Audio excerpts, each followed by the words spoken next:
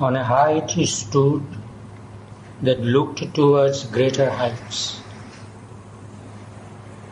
Our early approaches to the infinite are sunrise splendors on a marvelous verge, while lingers yet unseen the glorious sun.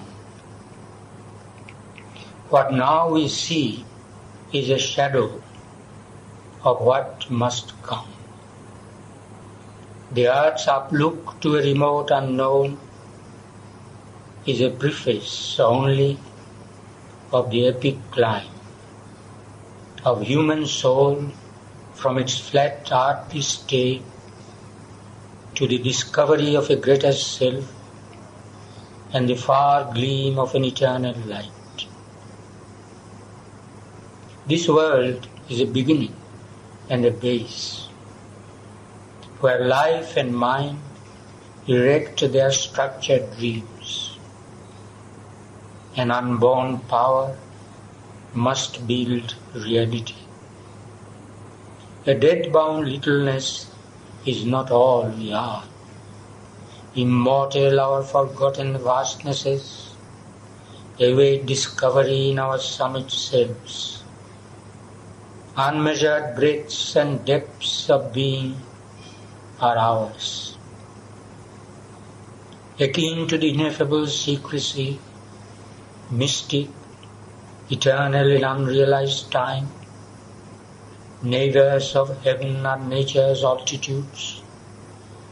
To these high-peaked dominions, sealed to our search, too far from surface nature's postal routes, too lofty for our mortal lives to breathe. Deep in us, a forgotten kinship points, and a faint voice of ecstasy and prayer calls to those who listen to lost immensities. Even when we fail to look into our souls or lie embedded in earthly consciousness, still have we paths that grow towards the light. Yet are there luminous tracts and heavens serene, and Eldorados of splendor and ecstasy, and temples to the Godhead none can see. A shapeless memory lingers in us still, and sometimes, when our sight is turned within, earth's ignorant veil is lifted from our eyes. There is a short, miraculous escape. This narrow fringe of clamped experience we leave behind, meted to us as life, our little walks, our insufficient reach.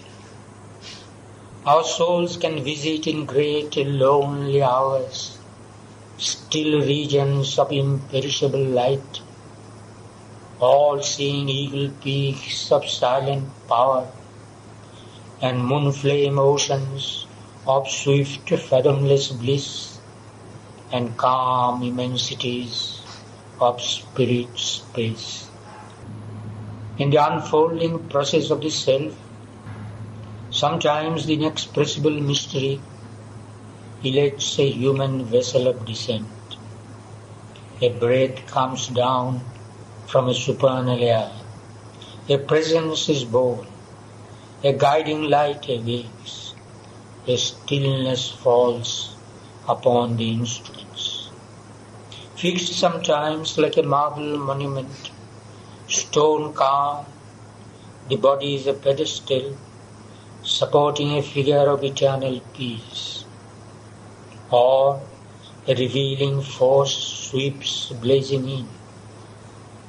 Out of some vast superior continent, knowledge breaks through, trailing its radiant seas, and nature trembles with the power, the flame.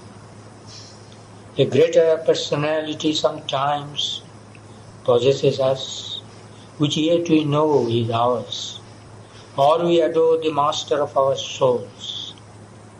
Then the small bodily ego thins and falls, no more insisting on its separate self, losing the punctilio of its separate birth. It lives as one with nature and with God. In moments when inner lamps are lit and the life's cherished guests are left outside, our spirit sits alone and speaks to its gulfs. A wider consciousness opens then its doors.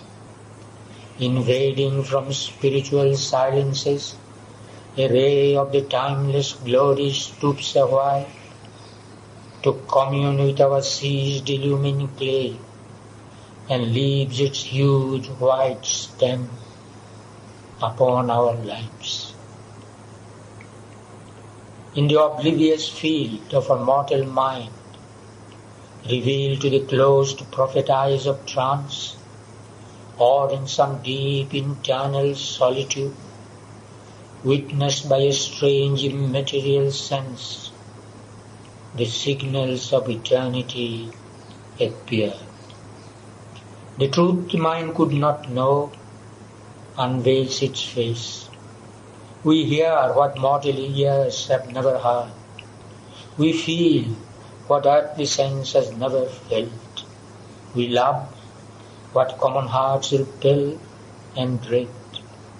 Our minds hush to a bright omniscient. A voice calls from the chambers of the soul. We meet the ecstasy of the goddess' touch in golden privacies of immortal fire. These signs are native to a larger self that lives within us, by ourselves unseen. Only sometimes a holier influence comes. A tide of mightier surgings bears our lives, and a diviner presence moves the soul. Or through the earthly coverings something breaks, a grace and beauty of spiritual light, the murmuring tongue of a celestial fire. Ourself and a higher stranger whom we feel, it is and acts unseen, as if it were not.